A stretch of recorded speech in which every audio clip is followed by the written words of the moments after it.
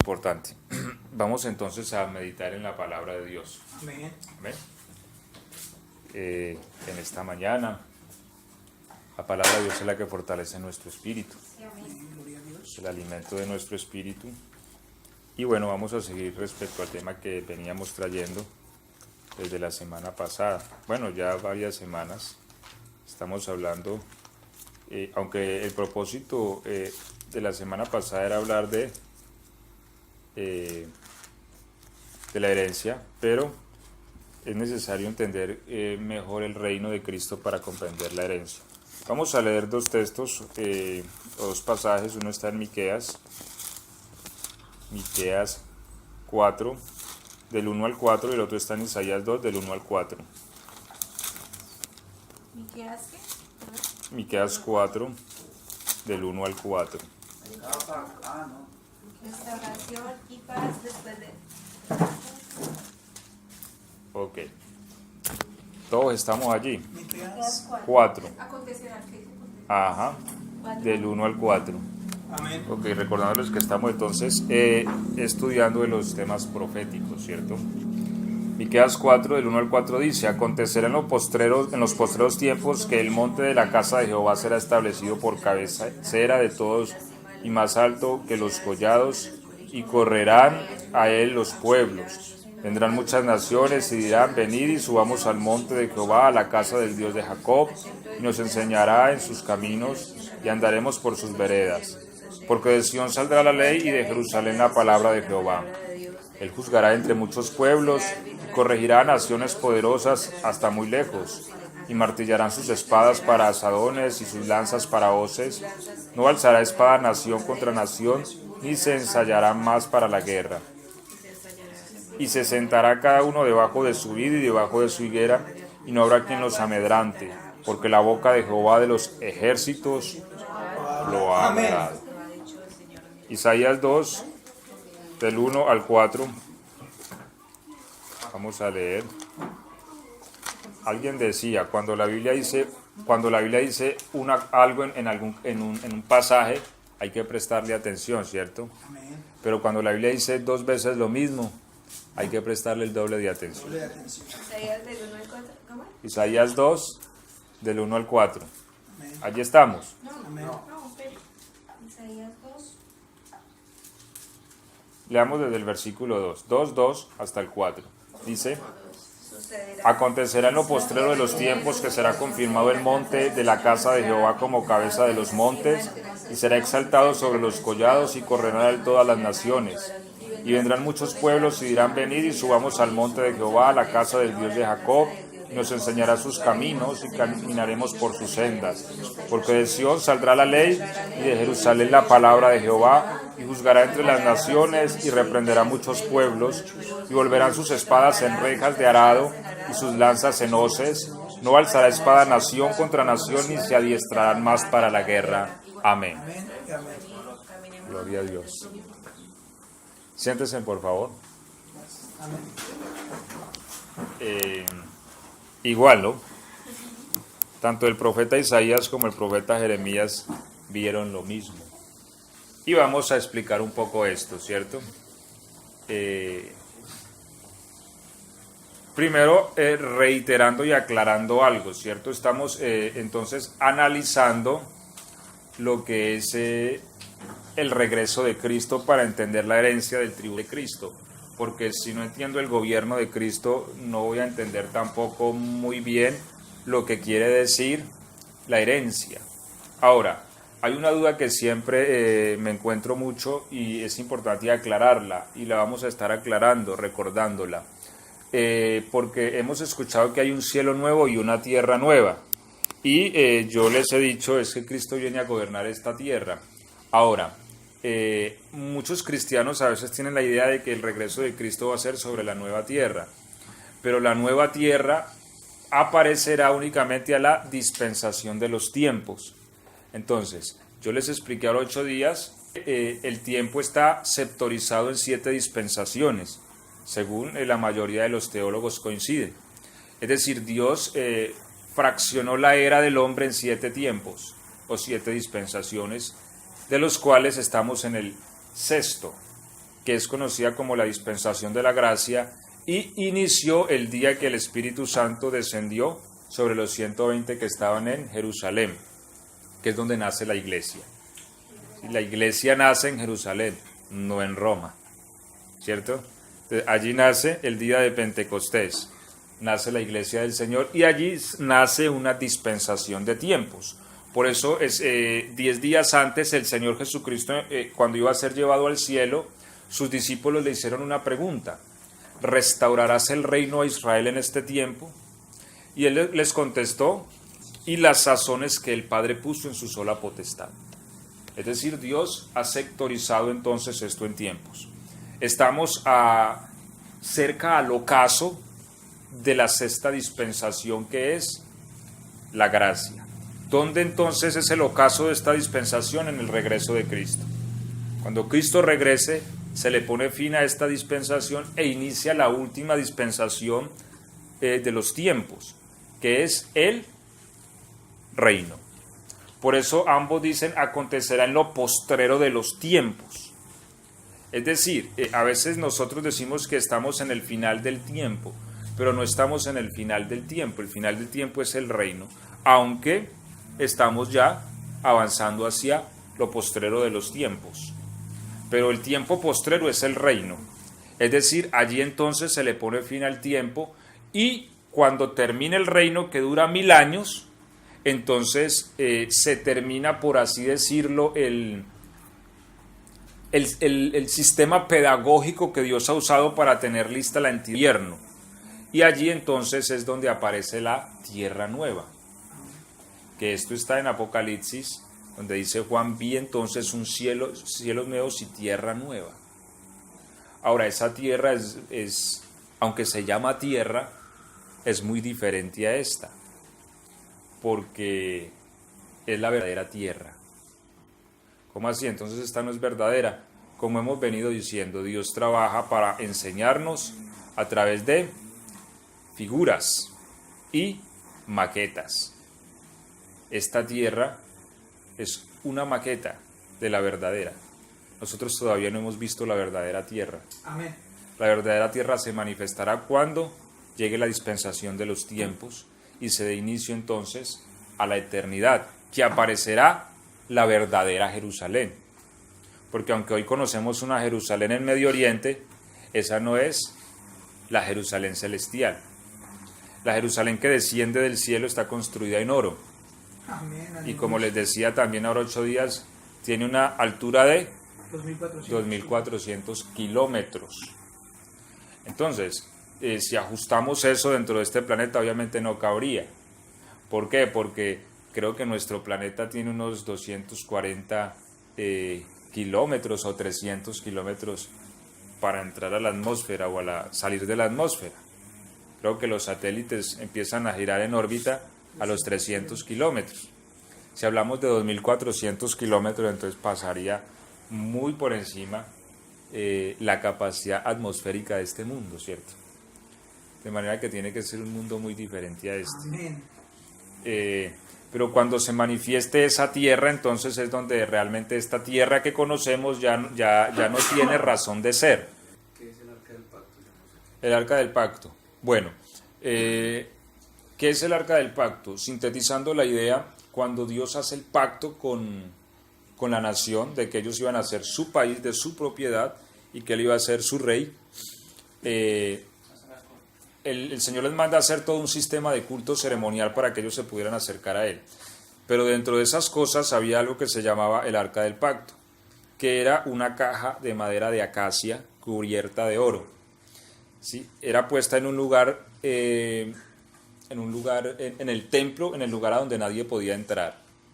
En esa caja habían 3 elementos: las 2 copias de la ley que Dios hizo con su dedo, la vara de Aarón que reverdeció y una muestra del maná que comió el pueblo de Israel en el desierto.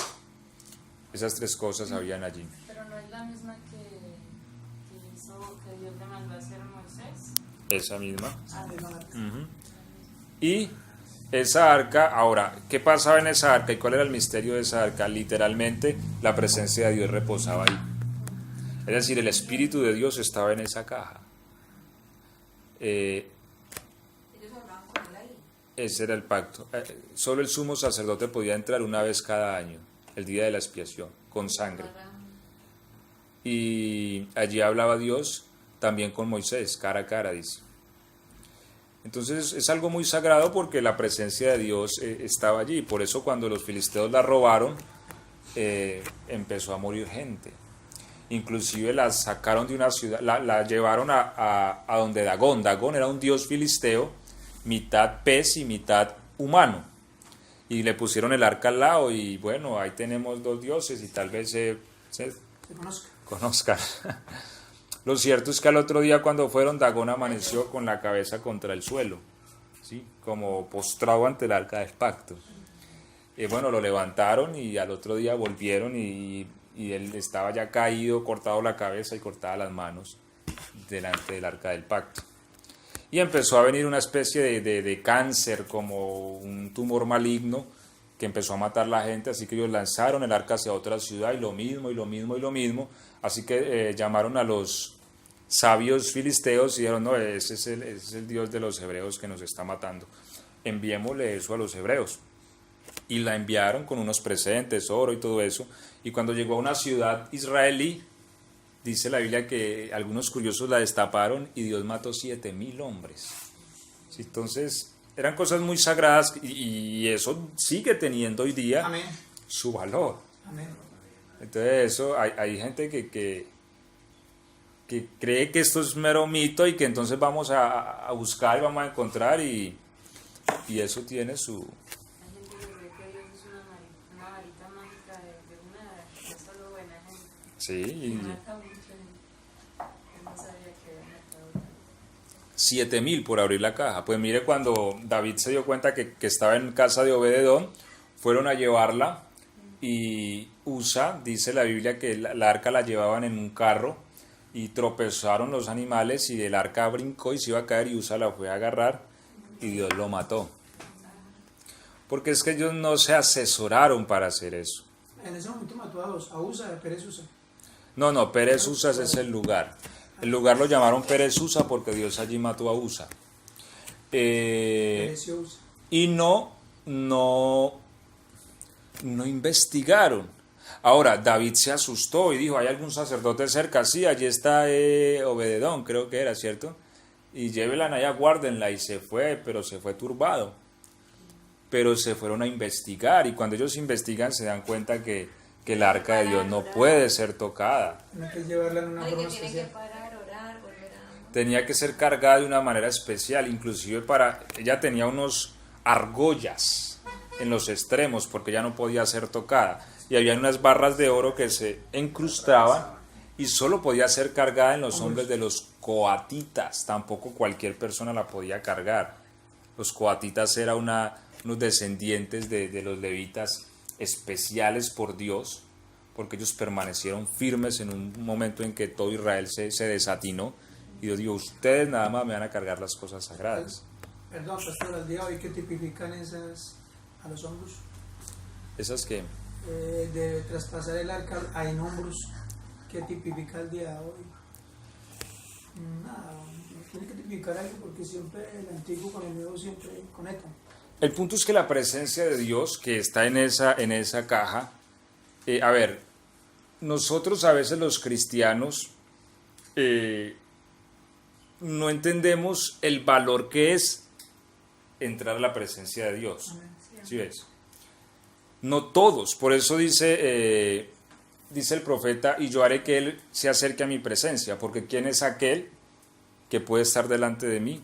Es decir, el sistema ceremonial del culto judío era así muy distante, ¿por qué? Porque no podía el hombre acercarse a Dios, ¿por causa de qué? Del pecado. Ahora nosotros tenemos ese acceso, es decir, ellos cargaban la presencia de Dios en hombros, nosotros no, nosotros llevamos a Cristo en el corazón. ¿Pero por qué es eso posible? Por Cristo mismo, porque Cristo fue a la cruz y cumplió todas las exigencias de la justicia de Dios que nos demandaba a nosotros, como dice Pablo a los Colosenses, tomó el arca, el documento de los decretos que nos era contrario y lo puso en la cruz. Entonces, Él resolvió nuestro problema para con Dios. Así que quitó ese sistema. O sea, no es tanto que hay una separación, porque el arca era llevada a un lugar, la ponían, la tapaban y ya. Nadie la podía ver. Ella mantenía oculta, porque había una separación. Y cuando Cristo muere, justo a las 3 de la tarde, El pelo se rompe. el velo que separaba esa arca del pacto en el templo se rasgó. Y lo que dice la Biblia es que se rasgó de arriba a abajo, dando a entender que el que lo rasgó fue Dios y no los hombres, ¿cierto? Así que se rasgó para quitar eso, o sea, ese aislamiento que teníamos de la presencia del Señor. Entonces ya retiró todo este sistema y nos da entrada, y ahora Cristo entonces tiene, ahora nosotros somos la caja de madera, ¿me hago entender? Amén. De acacia. Y Cristo está Nosotros. dentro de nosotros. Amén. Es decir, ahora nosotros somos el arca del pacto. Nosotros somos el lugar donde Cristo habita, donde Él mora. Y eso solo lo pudo lograr Él. Ok. Bueno, entonces, lo que nos dice el profeta es que allí entonces donde hemos venido hablando geográficamente, por eso yo quiero que veamos el reino de Dios como algo real y tangible, no como algo abstracto o místico, ¿cierto? Que a veces el ser humano no puede ver eso y por eso se vuelve materialista. Pero cuando nosotros podemos ver la realidad de nuestra esperanza, nosotros somos fortalecidos.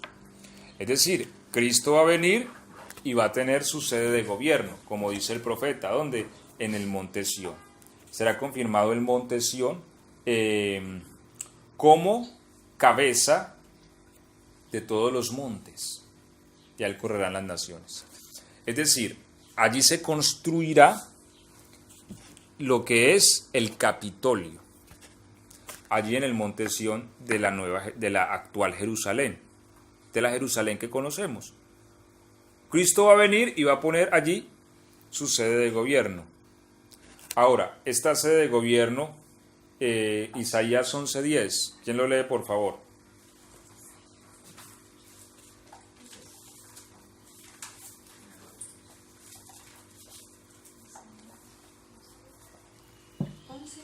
Retorno de los... 11:10, sí. Sí, retorno. No, yo no tengo. ¿Quién puede leer? Retorno de los desterrados. Aquel día la raíz de Jesé se alzará como enseña de las gentes. La buscarán los pueblos y será gloriosa su morada. Ok. Será gloriosa su morada. Es decir, una de las 7 maravillas del mundo antiguo, ¿cuál fue? La casa del Señor, ¿cierto? ¿Sí sabían ustedes?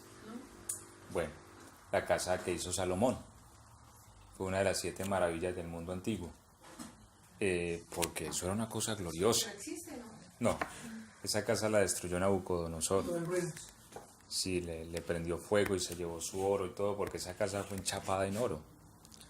Eso tenía oro y piedras y eso era una maravilla, eso era una maravilla. Por eso es de las 7 maravillas del mundo antiguo. Sí. Pero cuando el Señor regrese y construya su casa nuevamente, en su lugar donde Él va a gobernar, dice que será gloriosa. Es decir, eso va a ser la que hizo Salomón. No. Entonces, aquí nos empieza la Biblia a mostrar cuál es la capital del mundo. Así como cada país entonces tiene su sede de gobierno, Cristo entonces tendrá su sede de gobierno, un lugar donde está Cristo. Y las naciones van a decir, subamos al monte Sión, ¿cierto? Para que Él nos enseñe sus caminos y caminemos por sus sendas. ¿Por qué? Sigue diciendo el profeta, porque de Sión saldrá la ley y de Jerusalén la palabra de Jehová. Entonces, cualidades del regreso de Cristo. Ya dijimos, tendrá sede de gobierno en el monte Sión. Allí estará su morada, que será gloriosa. Y es decir, el sistema de legislación de la tierra saldrá de Jerusalén. No de Washington, ni de Moscú, ¿cierto? Ni de Pekín. Ni Nueva York es la capital del mundo. Ni Nueva York. Ni Nueva York va a ser más la capital del mundo. Ahora, ¿por qué? Isaías 9:7. Vamos a leerlo, por favor. Vamos a estar leyendo algunos textos.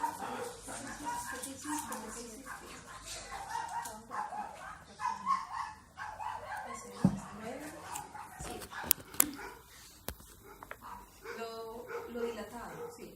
Sí. Lo dilatado de su imperio, y la paz no tendrá límite sobre el trono de David y sobre su reino, disponiéndolo y confirmándolo en juicio y en justicia, desde ahora y para siempre.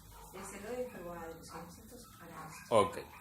Lo dilatado de su imperio. Entendemos que es la palabra dilatar, ¿cierto? La palabra dilatar es ensancharse. ¿Sí? Ahora, lo dilatado de su imperio. Aquí entonces nos muestra el sistema de gobierno. Es decir, es un imperio. ¿Qué es un imperio? Un imperio es un gobierno que somete todas las naciones. Por ejemplo, hablamos del Imperio Romano. El Imperio Romano lo que hacían era ensancharse y tomar naciones y someterlas. Ahora, muchas de esas naciones continuaban con su cultura, su forma de vida, solo que el sistema de ley que tenían que adoptar era el del imperio, el romano. Por ejemplo, cuando Cristo vino a la tierra, aunque Cristo nació en la nación israelí, esta estaba bajo el imperio romano. Entonces las reglas las ponía Roma. Como el tema de la crucifixión, es un tema romano. Ellos crucificaban a los condenados, los romanos. Pilatos, Herodes, todos esos tetrarcas de Israel estaban, es la palabra que se usa a veces así muy folclóricamente, como el títere, ¿no? Como el imperio lo pone y usted hace lo que yo le diga, aunque sea judío, pero no es una nación soberana, ¿sí? Entonces, esta siempre ha sido la dinámica del mundo. Lo que pasa es que uno a veces le venden una publicidad diferente. Pero las naciones no son soberanas. Las naciones normalmente están sometidas a imperios. Por ejemplo, las naciones de este hemisferio occidental de la Tierra sabemos que se tienen que someter a los Estados Unidos. Y digan que no llorás. Porque es el problema social y económico de Venezuela. Porque dijo que no. Así que le empezaron a cortar muchos suministros y la están secando. Pero ese no es el tema. ¿Cuál es el punto? Que el sistema de Cristo será imperial. Imperial. Y lo que dice Miqueas en el versículo 4:3, ¿quién tiene ahí Miqueas 4:3 que lo lea, por favor?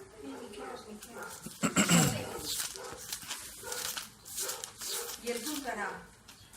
Sí. Y él juzgará entre muchos pueblos y corregirá a naciones poderosas hasta muy lejos. Y martillará sus espadas para azadones y sus lanzas para hoces.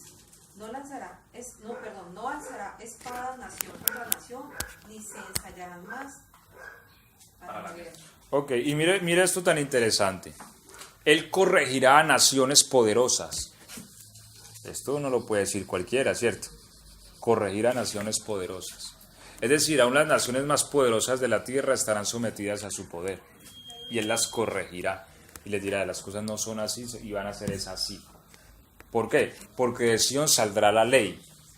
Y de Jerusalén la palabra del Señor. Entonces, todo el sistema legislativo de la tierra nacerá en el monte Sión. Allá es donde estarán el Congreso que realmente va a gobernar el mundo, ¿cierto? Allá se emitirán las leyes para la tierra. Y estas leyes están basadas en justicia. Porque nosotros, la justicia no es algo subjetivo. Yo no puedo determinar qué es la justicia por mi propia cuenta. No, o sea, la justicia es objetiva. Y el ser humano puede, en su conciencia, entender qué es lo justo y qué es injusto. Es decir, yo no puedo hacer de mis conceptos mi propia justicia. No, yo no puedo hacer de mi punto de vista la justicia. Es que esto es así porque yo voy a determinar que esto es justo y que esto no es justo. No, porque entonces ¿sobre qué estándar se juzgaría el mundo? O sea, la justicia viene de Dios. Y nosotros la entendemos porque Dios nos la puso en la conciencia. Amén. Nosotros vemos algo injusto y nosotros sabemos que es injusto. ¿Quién nos lo enseñó? No necesariamente que es que nos lo enseñaron en la escuela, que eso era injusto, no. Es más, el hombre está tan codificado con eso que el hombre era injusticia y le da ira. ¿Cierto? Porque son los códigos internos que tenemos. Es algo que nos pusieron adentro. Y ese sistema legal que es basado en la justicia será emitido por toda la tierra. Una de las cosas que dice aquí Miqueas es que los pueblos ya no se prepararán más para la guerra. Otro cambio del regreso y el gobierno de Cristo sobre este mundo. 2019, 1.9 billones de dólares invertidos en presupuesto de guerra. Eso es mucho dinero, ¿cierto? Es decir, 1.9 millones de dólares fue el presupuesto de guerra de ese año. ¿Entendemos esa cifra? Es mucho dinero. Es mucho dinero. Pero así como para desarmarla, es más o menos como agarrar a cada habitante de este planeta, ¿cierto? Todos los habitantes de este planeta, desde el que acabó de nacer hasta el más viejo, y hacer una fila y empezar a darle $300 a cada uno. Más o menos es eso. ¿Sí? Entonces, es mucho dinero en un solo año. Ahora, sumemos año tras año tras año y pensemos, ¿qué se puede hacer con este dinero? Entonces, vuelvo y yo lo que quiero es que entendamos el reino del Señor, porque es que a veces creemos que es que el reino del Señor es algo, vuelvo y les digo, abstracto, místico, que es que ya el dinero no sirve. No, el dinero va a seguir funcionando en el regreso de Cristo. Las riquezas van a seguir funcionando. Lo que pasa es que van a ser redireccionadas, canalizadas en lo que es debido. Entonces, ese es 1.9 billones de dólares ya no va a ser más usado en guerra, porque lo que dice la Biblia es que van a fundir las espadas, es decir, todo ese armamento que hay, todos esos aviones, todas esas cosas, sencillamente eso, hagamos otra cosa con eso, pero las naciones van a tener paz. Y todo ese dinero, imagínense hacia dónde se va a poder canalizar, sin contar el que se pierde, ¿cierto? Porque el dinero tiende a perderse en el camino y cosas misteriosas y nunca encuentra. ¿Sí? Habrá equidad. Equidad, justicia. Esa es la base del gobierno de Cristo, justicia. Por eso la Biblia dice que habrá paz, porque yo les dije la semana pasada, la ecuación para la paz es la justicia. La Biblia dice que el resultado de la justicia será la paz. No puede haber paz sin justicia. Es mentira. A nosotros los gobiernos nos ofrecen paz, pero los gobiernos están llenos de injusticia. Entonces, es un engaño. No hay paz sin justicia. Y lo que viene Cristo a establecer es la justicia. Dice que Él no reposará hasta que haya establecido justicia sobre la tierra. Entonces, todos estos recursos de guerra, las naciones las podrán invertir en sí mismas. Imagínense, con ese dinero podemos pavimentar todas las calles de Argentina. Es decir, el progreso de las naciones se va a ver. Imaginémonos 1000 años de progreso. El mundo va a ser Ahí es donde uno dice, qué bueno que el Señor viniera ya, ¿cierto? Amén. Andrés, Cristo viene solo. ¿Ah? Viene solo. Millares. O tiene un ejército. Lo que hemos venido hablando es que la iglesia va a ser arrebatada antes de su regreso. Él viene con la iglesia, porque la iglesia va a ser la entidad de gobierno que va a gobernar con él. Es decir, él viene con sus ministros, porque ningún gobierno gobierna solo. Pero sus ministros somos la iglesia. Pero por eso hemos venido hablando del tribunal de Cristo, porque lo que se va a definir en el tribunal de Cristo son los cargos, en base a cómo se comportaron mientras estaban en el cuerpo. Porque si un cristiano fue irresponsable, no se comportó de la manera que debía ni fue lo suficientemente comprometido, pues aunque esté salvo, porque Cristo le ha salvado mediante la fe en su muerte, lo que el reino le va a decir es, papi, usted como que no está lo suficientemente responsable, así que reino para usted no hay. Sirva titico. Entonces no es reclutado. A ver, la palabra reclutado allí no se aplica porque es que nosotros no somos una entidad militar en el reino. Nosotros somos una entidad de gobierno. Es decir, estamos hablando de ministros, ministro de defensa, ministro de... Es decir, somos la alcurnia. Y es que le dicen que no, ¿a dónde va? Queda excluido del reino. O sea, él está en la tierra, normal está, pero no tiene parte en... ¿Sí me entiende? Lo que no va a tener es un lugar especial. Un lugar especial. Ahora, eso es temporal. Queda salvo, pero no queda dentro del gobierno. No queda dentro del gobierno. Pero, pues por decirlo así, pero no hace parte del reino. No hace parte del reino. Ahora, eso tiene una culminación, porque el propósito de Dios es que toda la iglesia entre al reino, pero va a entrar toda, es en la dispensación de los tiempos. También el reino va a tener castigos para el que no solamente no hizo lo bueno, sino que también hizo cosas malas. Castiguitos, no castiguitos. Castigotes. La Biblia dice que si el siervo dijera en su corazón, mi Señor tarda en regresar y golpear a los otros siervos, entonces vendrá el Señor de este siervo en el día que él menos piensa y será puesto con los hipócritas. Y termina diciendo, porque el siervo que sabiendo hacer la voluntad de su Señor no la hizo, recibirá muchos azotes.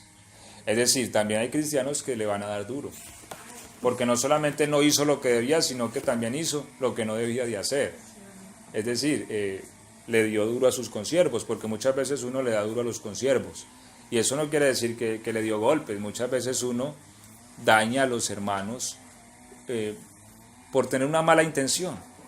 Y todo eso se lo están viendo a uno. Y se lo están anotando. ¿Sí es? Ahora. Entonces, el reino se establecerá sobre la tierra, ¿cierto? Y la iglesia, respondiendo a esa pregunta, es la entidad de gobierno. Es decir, el Señor, por eso el texto que leímos hace una semana, que fue el que no pudimos desarrollar, pero que tal vez lo desarrollemos la próxima, dice, bueno, buen siervo, me fuiste fiel, gobierna sobre 5 ciudades, ¿cierto? Sobre 10, porque el Señor va a entregar gobierno de acuerdo a la fidelidad. Es decir, Dios a alguien le puede entregar, ejemplo, la ciudad de Mar del Plata, para que la gobierne. Seguramente que el intendente de Mar del Plata vive bueno. Es lo más probable, ¿cierto? Porque los gobernantes viven bien. Entonces, va a haber... Ahora, Dios no va a poner obviamente a una persona que fue irresponsable en la iglesia a gobernar Mar del Plata. ¿Por qué? Porque entonces, ¿a dónde va a quedar la justicia que él viene a establecer? O sea, si no pudo ser justo... Ahora, cuando alguien ha determinado que es justo, que es digno de gobernar, ¿por qué? Porque tiene las capacidades, porque las desarrolló en la tierra, entonces Cristo le va a decir, buen siervo fiel, en lo poco fuiste fiel, sobre lo mucho te pondré, gobierna Mar del Plata. Así que te dan Mar del Plata, vienes y ya eres gobernador de Mar del Plata. ¿Sí? Entonces habrá un sistema basado en justicia en Mar del Plata, ¿por qué? Porque quien está al frente de Mar del Plata es una persona justa, nacida de nuevo, hija de Dios, que entiende, comprende y está hecho sus fibras de justicia. Entonces emitirá justicia en esa ciudad. esa es la forma de que la justicia se pueda establecer en más de 2 millones de ciudades que hay en el mundo, de 100.000 habitantes hacia arriba, sin contar las de 100.000 habitantes hacia abajo, imagínense. Más de 100.000 habitantes hacia arriba, hay casi 2 millones de ciudades en el mundo, eso es mucho. Es decir, no le alcanzaría la vida a nadie para visitarlas. Así fuera un día a cada una, no le alcanzaría. Entonces, todo ese sistema de gobierno necesita entidad, gente hecha de justicia. Dios la elegirá de su pueblo. Ese es el tribunal. Por eso les digo que es necesario que hablemos del reino para entender entonces el juicio del tribunal, ¿cierto? Y el galardón o el castigo. Ahora, entonces todo este sistema será redireccionado, todo este sistema económico de la guerra será redireccionado a obras, a un verdadero desarrollo, porque es que con el regreso de Cristo también habrá tecnología. Isaías 33:6, ¿quién lo lee?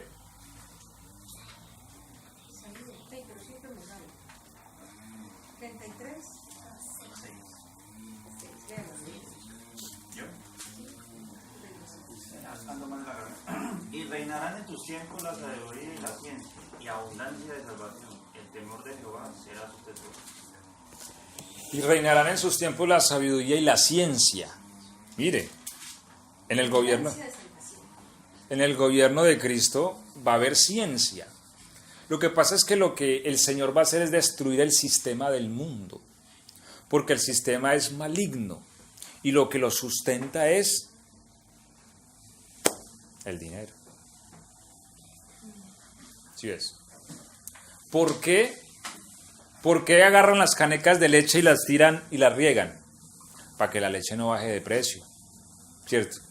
Porque si hay abundancia de leche, se nos cae el precio. Botemos leche o botemos cualquier otra cosa. Es eso. O sea, hay que escasear para que podamos vender. Hay sistemas de energía que no son tan destructivos como el petróleo, ya los hay.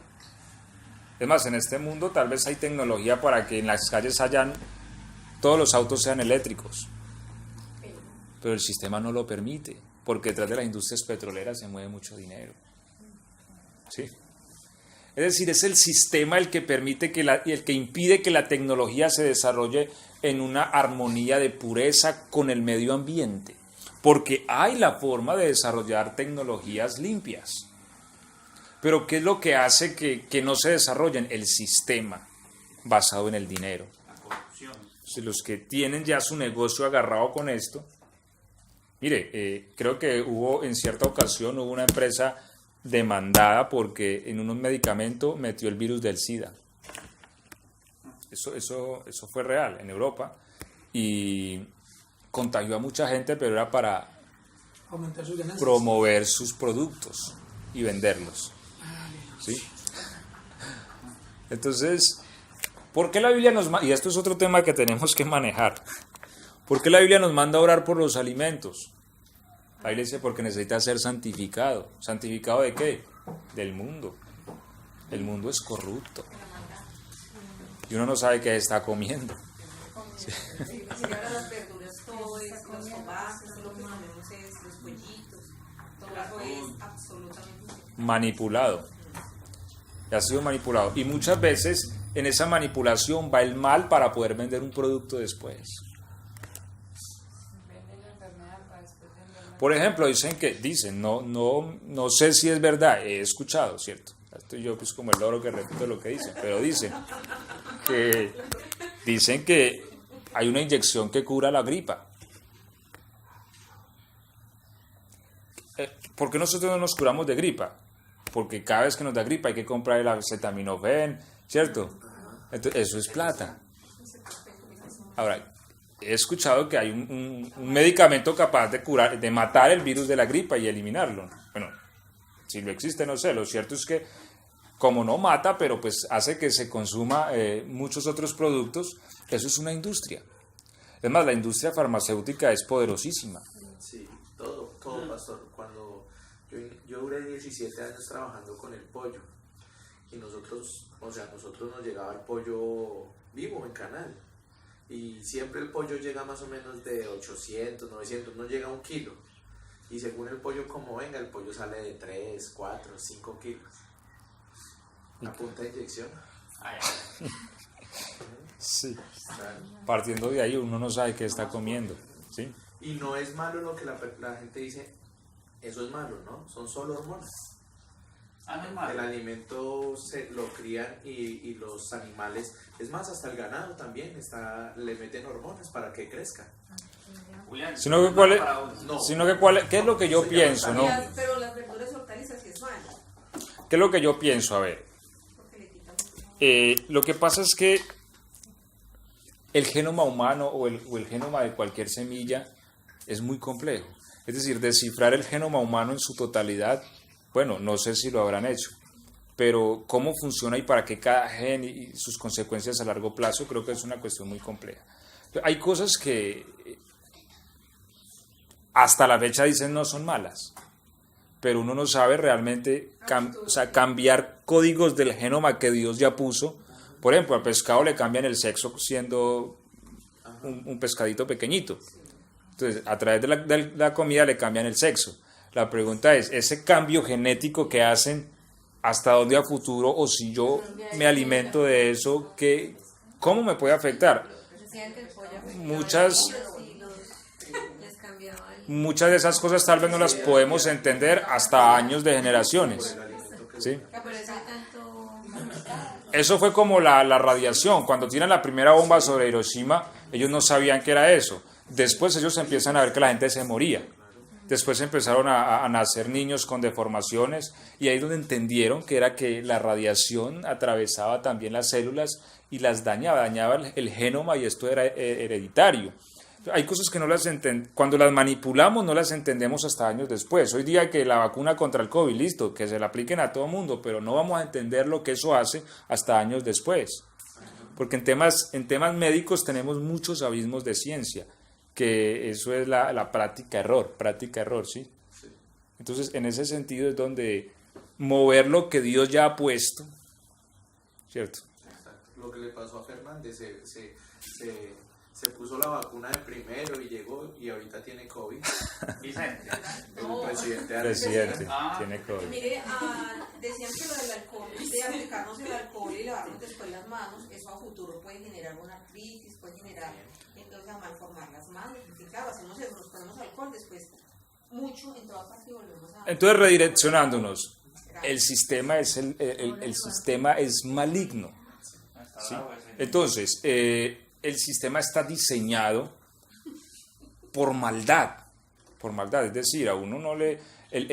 las empresas no piensan en el cliente, piensan en sus acciones. O sea, ¿cuánto suben sus acciones? Que Coca-Cola sobornó por allá en la China no sé a quién. Y entonces, son productos dañinos, médicamente se han demostrado. Pero ¿a quién le importa? No, lo que importa es que se venda y que haya plata. Ese es el sistema. Ahora, en el regreso de Cristo todo eso será eliminado, ese sistema. Por eso la necesidad de un sistema que gobierne la tierra entera con justicia, que supervise, que sea insobornable. Pero un cristiano que se deja sobornar aquí, no podemos pensar que nos van a dar reino cuando Cristo vuelva. Amén, amén. Ojo, porque cuando ya empiecen a moverse en los dólares, Y no va a servir. Las personas que Dios Eso es escoja, igualito para mí, esto es lo que- las personas que Dios escoja deben de ser personas. 3 cualidades tienen, dice la Biblia. Los que están con él son llamados. Bueno, llamados son muchos. Pero ahí empieza el filtro. Llamados, elegidos. Amén. Ya cuando se elige, ya empieza otro filtro, ¿no? Por él, Y elegidos. por él. elegidos. Y fieles. Ahí está. Ahí la dura. Ahí la donde nos rajamos. Entonces, ese grupito que va quedando más pequeño es el que va a tomar reino, ¿sí? Porque entonces hay algo malo, lo va a denunciar. No, tome tantos millones de dólares, doble cana por soborno, ¿sí? Y viene el sistema y entonces aplica la justicia. Y no va a prosperar la maldad como prospera hoy día. ¿Por qué prospera la maldad? Por el dinero, porque mientras hay soborno, La Biblia dice que la maldad prospera en la tierra porque los jueces son sobornados. Entonces, ahí está, partiendo de ahí. Los jueces se pueden comprar. Por eso no hay justicia para el pobre. Continuemos para concluir porque ya se nos ha ido el tiempo. Entonces, y eso es importante. Isaías 11, del 4 al 5, porfa. ¿Quién lo lee? Isaías 4, 11, ¿no? 11, 4 y 5. Ah, 4 y 5. Dice. Sí, lea, Ah, ¿qué hay para ¿para qué mí? lo traje? Sino que juzgará con justicia a los pobres y arguirá Sí.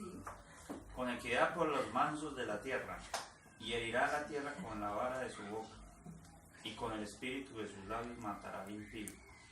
Y Ok. se- Ahí, gracias. Juzgará con justicia a los pobres. Porque hay algo que es verdad en el sistema. Para el pobre no hay justicia. Claro, porque si usted es pobre, tiene que, para que al menos salga del problema, necesita tener un buen abogado. Y ese buen abogado hay que darle buena plata. Porque si no es bueno, No sirve, no ayuda. sí, no ayuda. Entonces, y si es bueno, hay que pagarle bueno. Para que funcione. Y muchas veces el pobre no tiene con qué pagarle. Entonces, y si el problema es con un rico, peor, mejor dicho, ni para qué otra escape, ¿cierto? ¿Por qué? Porque el sistema de la tierra está diseñado con el dinero. O sea, el estímulo es de la justicia, es el dinero. ¿Ah? El caso con Menares. Allá en Colombia, el pelado este que... Sí, o sea, es que Ricos y- es complicado. Entonces, lo que hará también Cristo en su regreso es juzgará con justicia al pobre. Es decir, aquí no es que es que el que más dinero tenga. Aquí prima la justicia. Usted es rico, listo, siénteseme ahí. Usted es pobre, siénteseme ahí. Aquí no vale la plata, aquí vale la justicia. Cuénteme qué hicieron. Listo. Así nomás va a ser la situación. Amén. Ese es el deseo de Cristo en su regreso, juzgar al pobre con justicia. Porque en el sistema, el rico siempre se lleva por delante al pobre. O sea, siempre los sistemas judiciales, todos están de alguna manera gobernados por el dinero. Todo lo gobierna, o sea, el dinero son los hilos que Satanás tiene para poder gobernar al mundo. Sí, es que una vez que apareció el dinero, esclavizaron a los dueños de las tierras y los despojaron de sus tierras porque pues, la plata fue la que empezó a gobernar. Sí. Desde ese hasta el momento siempre ha sido así. Entonces, Cristo va a cambiar eso. ¿Sí?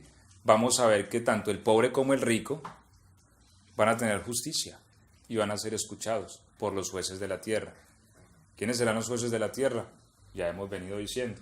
Cristo va a empezar a elegir de los suyos quién es digno de juzgar. Juzgue usted. Ah, pero si yo aquí en vida, ¿sí? Aquí antes de que Cristo viniera, yo era injusto, ¿cómo Cristo me va a dar gobierno?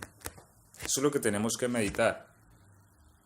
O sea, que en nuestra vida haya justicia. Si nosotros no desarrollamos justicia en esta vida, no nos pueden dar gobierno, no nos pueden dar posiciones o cargos importantes, no nos pueden dar... no, es que yo quiero ser de la Corte Penal Internacional. Este leo que hizo en la tierra mientras estaba vivo. No, este muchacho, no, este vea, aquí, allí. ¿Ah? No paga aquí no pago, aquí le quedan... No, no. Debe tantas multas en tránsito. Sí. Es decir, eso se va a tener en cuenta. Ahora, es importante aclarar algo, mire, es importante aclarar algo. Estamos hablando de desarrollo de justicia, errores y pecados todos cometemos. La sangre de Cristo nos limpia de todos nuestros pecados. Pero ¿cuál es el punto? Que muchas veces el cristiano se acostumbra a vivir en injusticia. ¿Sí? Es decir, presto dinero y bueno, y como no me cobraron, no lo pago. Aquí, y deuda tras deuda, y nunca como que cae en cuenta, es decir, hombre, estoy haciendo algo malo, ¿cierto? O bueno, tiene empleados y no es lo suficientemente justo con ellos, o el empleado tiene que comer y mercar este fin de semana, y no, le pago la otra teniendo dinero, y a veces hay eso es injusticia. Entonces, no estamos hablando no, la Biblia dice que si confesamos nuestros pecados, Él es fiel y justo para perdonarnos. Es decir, si yo en algún momento reflexiono y digo, hombre, yo estoy haciendo algo malo, Señor, perdóname, he pecado, me meto la mano al bolsillo, resarzo mi error, ¿cierto? Digo, bueno, ¿cómo va a solucionar esto? Vení, hablemos, ya. Eso se llama justicia, aprendió justicia. Y si desarrolla esa justicia, Dios lo va a tener en cuenta en su reino. Es decir, no es que Dios nos va a tener... No. La sangre de Cristo nos perdona, eso es importante tenerlo claro, ¿no? Nos limpia nuestra hoja de vida. Lo que Dios nos va a tener en cuenta es la práctica de la justicia, cómo la desarrollamos. Porque listo, llegó el momento de mi muerte, pero yo nunca vi mi injusticia. Yo nunca le dije, Dios, perdóneme porque es que yo, ejemplo, a ver, no, es que yo le pegaba a mi esposa, un ejemplo, ¿cierto? Porque a veces se encuentra uno con cristianos hasta así. Sí, claro. pastor que le pegó a la esposa y siguió dando Imagínese. vivo y le pegó pastor. la toma. Entonces, eso es una injusticia.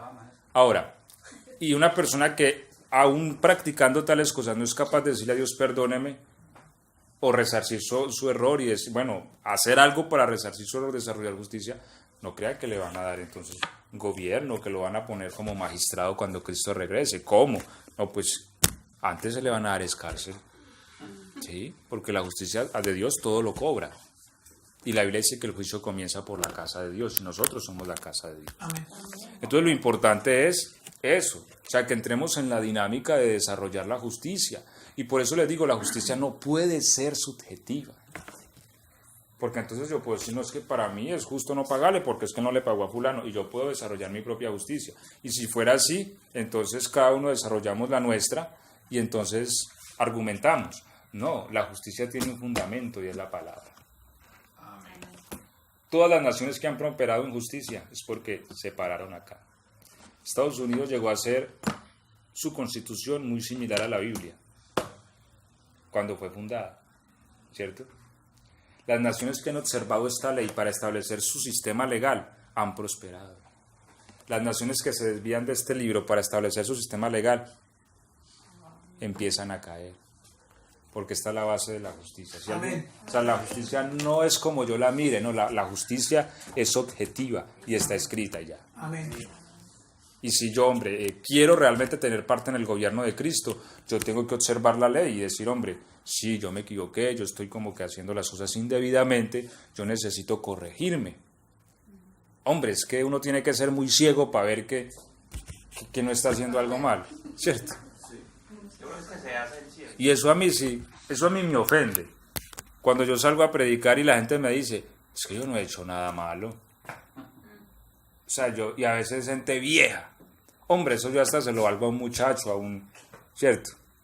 Pero una persona ya con 50, 60 años encima y que no han hecho nada malo. No han hecho nada malo. O sea, una persona puede ser tan ciega de no entender que tiene injusticia encima. ¿Con qué inicia siempre la persona? No, pues es que a la verdad, mano, claro, yo no veo, yo no fumo. Y ya con eso, yo no veo, yo no fumo. Y no yo matan veo, a yo y no no fumo. matan Yo a no he nadie, yo no he Ya. matado, yo no robo. Y se yo no- justifica. Dios, ¿cómo lo mira? De lejos. De lejos, por activo. Yo no veo, yo no fumo, yo no veo, yo no fumo diariamente los por el ladito. Y yo le digo, hombre, si yo tengo 33 años y yo a veces en las noches medito y como dice el salmista, aún en las noches me habla la conciencia y me enseña el Señor mis pecados. Y pesan, porque los pecados pesan. O sea, si no fuera por la sangre de Cristo, yo no entiendo cómo vive el hombre sin Cristo. Porque los pecados pesan sobre el ser humano. Si no fuera porque uno tiene una fuente donde uno va y le dice, Señor, perdóname, y me limpia esa carga y me hace libre. Amén. Pero, ¿cuánto más una persona que ha vivido tal vez el doble? Porque uno entre más vive, más la embarra. Eso es cierto, ¿cierto? Aunque uno va aprendiendo, uno siempre tiene sus pecados, ¿no? Pero el punto es eso, el reconocimiento y hacer uso de la justicia de Cristo, del potencial de Cristo en nosotros. No es que yo no puedo ser justo, esa palabra no existe en el Evangelio, porque nos pusieron a Cristo adentro. O sea, tenemos el potencial para ser justos porque Cristo es justo. Que no queramos ser justos es otra cosa, Amén. Otra cosa. pero podemos ser justos porque tenemos a Cristo. Y ya mirar es cómo resolvemos los casos de injusticia que tenemos a veces que nos acusan, ¿cierto? Entonces nuestras conciencias como que nos afectan por un caso de injusticia que no hemos resuelto. Y es resolver eso, y resolver, y tratar de manejar los asuntos con justicia. Pero a veces nos falta el hermanito que va a comprarle el reloj al otro hermano. Ah, hermano, pero ese reloj, vea que está rayado aquí, pero mire, pero lo otro. Y se lo compra a mitad de precio y lo va a vender, y esto es lo mejor, esto es una maravilla. ¿Cierto? Malo es cuando compra. Malo para Bueno, comprar, es pero cuando vende. Así es. a veces Así es. se encuentra uno con el Supuestamente es buen hermanito. negociante. Se encuentra uno con el hermanito que tiene a veces esa costumbre, ¿cierto? Pero ¿qué dice la Biblia? Que, hombre, al que honra, honra, al que respeto, respeto. Las cosas deben de ser equilibradas. Si yo voy a hacer un negocio, bueno, esto vale tanto, sí, seguramente vale tanto eso. Sí, si puedo o no puedo, pero, a ver, o sea, desvirtuarlo de los demás como para hallar una ocasión, o a veces encontrar al hermanito cuando está en la situación más difícil y la moto vale entonces 100.000 pesos, y le doy 50.000, usted verá y los toma o no, porque sabe la persona que está en una situación difícil. Abuso. ¿Sí? Entonces, eso Dios lo está viendo. Y que nosotros, y concluyo aquí, que nosotros, los cristianos, o sea, eso es lo que Dios observa. La justicia, porque si no somos justos, no podemos pretender que Dios nos dé gobierno en su regreso. No vamos a disfrutar porque bueno, no alcanzamos a terminar hoy el tema, pero quiero hablarles de las riquezas que Dios nos va a dar, porque es que la Biblia nos habla de las riquezas de la tierra, y son riquezas físicas. Vuelvo y le digo, no es una cuestión tan abstracta. O sea, esto es un kit de muchas cosas. Bien que tenemos vida, tenemos un cuerpo indestructible, pero tenemos riquezas. La Biblia dice que comeremos. A veces mi mamá preguntaba, mi hijo, ¿y uno va a comer en el reino? Y yo le digo, pues claro, la Biblia dice que en el reino nos sentaremos a la mesa con Abraham, Isaac y Jacob, y aquí se sienta uno a la mesa y no va a comer, ¿cierto? Y Cristo, cuando tomó del vino en la última cena, dijo, no volveré a tomar del fruto de la vid hasta que regrese en mi reino. Amén. Sí. Bueno, que llegara rápido. Eso analícelo usted para con usted mismo si realmente lo van a sentar a la mesa o no. Sí. Porque si no, vea, lo ponen a llevar cana. Entonces, eso es lo que uno realmente se tiene que El preguntar, mismo ¿cierto? Padre Nuestro lo enseña, la persona lo predica cada día, ¿cierto? Padre Nuestro, ven a nosotros tu reino. Ven a Sí, nosotros. hay momentos que nosotros decimos siempre, ay, no, que no van a ir todavía, ¿sí? Que no, y uno dice, uy, ahora ven. Y hay mucha gente Aquí estamos. que no hace más sino llamarlo porque se creen ya justos y no se han dado cuenta de que, uy, Claro, y allí se cumple el texto que dice que en aquel día muchos primeros serán postreros, y muchos postreros primeros, porque los que creían que iban tan adelante los mandan para la cola. exacto. Porque ahí es donde uno también tiene que autoanalizarse, ¿cierto? Y decir, bueno, soy digno yo de entrar. Recordemos, y yo siempre les he hecho esa diferencia, para entrar a la salvación no es ninguna dignidad nuestra, porque eso es un don del Señor, es la dignidad de Cristo la que me salva. Pero entrar al reino sí me califica en mi dignidad, es decir, hasta donde yo tome el potencial de Cristo en mí para desarrollar la dignidad y la justicia necesaria para que me dejen reinar. Eso es lo que uno tiene que mirar hacia el espejo y decir, hombre, soy lo suficientemente justo para ser una persona de confianza en el reino, ¿cierto? Si lo soy, gloria a Dios y que venga el reino. Pero cuando uno no lo es, ahí es donde la conciencia le dice, no, que se espere un tantico, ¿cierto? Que se espere un tantico, a ver yo cómo arreglo esto. Entonces, pero son esos elementos, ¿no? De que la justicia, o sea, la base del reino, eso tengámoslo claro, la base del reino es la justicia, es la base. Sobre esa base se construye el reino de Dios, sobre la justicia. La Biblia dice que el cimiento de su trono es justicia y juicio. Entonces, aunque Dios es amor, en él hay misericordia y todos estos atributos, cuando hablamos de reino, los cimientos son justicia y juicio. Pare de contar. O sea, si no entramos por ese conducto, no entramos. Justicia y juicio. La Biblia dice que vamos a ser medidos. Venga usted, si no da la medida, no entra. Y por eso, y no tenemos excusa porque tenemos a Cristo. Si no tuviéramos a Cristo, bueno, pero tenemos un potencial muy grande para lograrlo. A Cristo. Cristo en nosotros nos da toda la capacidad. Él nos habla, Él nos enseña, Él nos instruye. Es que, Señor, quedé viendo una plata y no sé cómo pagarla. Él nos ayuda en eso.